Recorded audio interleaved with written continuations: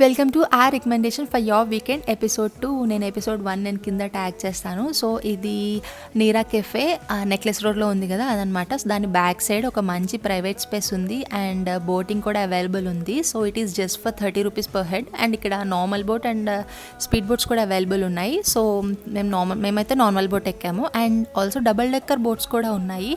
But అవైతే prefer చేయకండి, because ఎక్కువ మంది జనాలు ఉంటారు కదా. సో వెయిటింగ్ టైం చాలా ఉంటుంది అండ్ అంత ప్రైవేట్గా కూడా మనకు ఉండదు.